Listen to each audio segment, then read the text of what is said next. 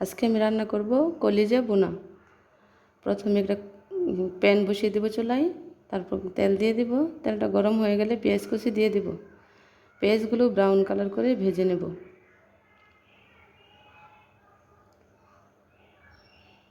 আদা রসুন বাটা দিয়ে দেব, জিরা বাটা দিয়ে দেব,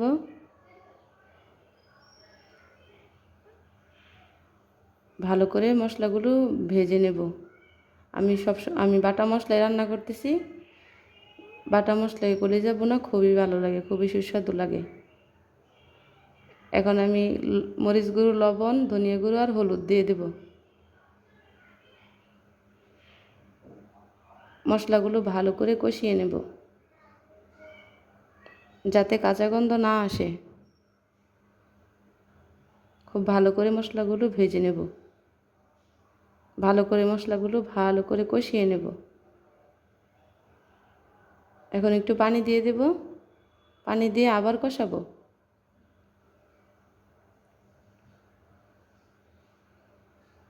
এই তো ভালো করে মশলা কষানো হয়ে গেলে তরকারি খেতেও খুব ভালো লাগে। এখন ভালো করে কষাবো। যখন তেলগুলো উপরে চলে আসবে তখন আমি কলিজাগুলো দিয়ে দেবো। এগুলো আমি সিদ্ধ করে রেখেছিলাম আগে থেকেই, এখন দিয়ে দেব। সিদ্ধ করলে কলিজার ময়লা যত আছে সব চলে যায়।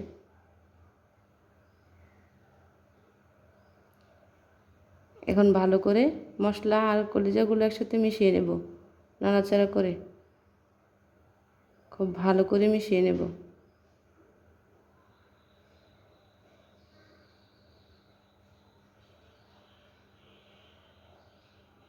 ভালো করে মিশানো হয়ে গেছে, এবার ঢেকে দেব। ঢাকনা উঠিয়ে আরেকবার ভালো করে নাড়াচাড়া করে নেব, ভালো করে মিশিয়ে দেব। তারপর আলু দিয়ে দেব।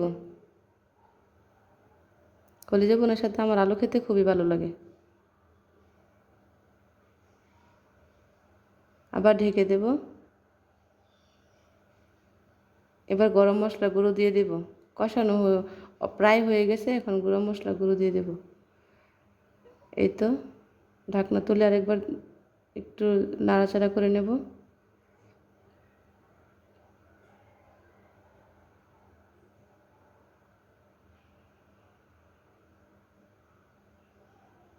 এই তো খুব ভালোভাবে সিদ্ধ হয়ে গেছে। এখন ঝোলটা গায়ে গায়ে হলে নামিয়ে নেব। আর একটু ভালো করে ঝোলটা একটু কমিয়ে নেব, একদম গায়ে গায়ে করে নেব, কষা কষা।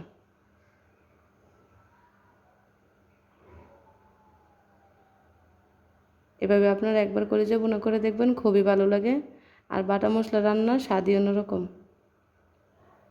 তারপর আবার ঢেকে দেব। এখন দেখেন হয়ে গেছে, এই তো ফাইনাল লুক। এখন পরিবেশন করব।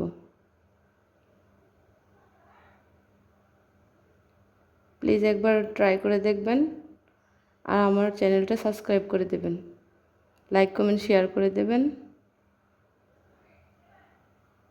Thank for watching.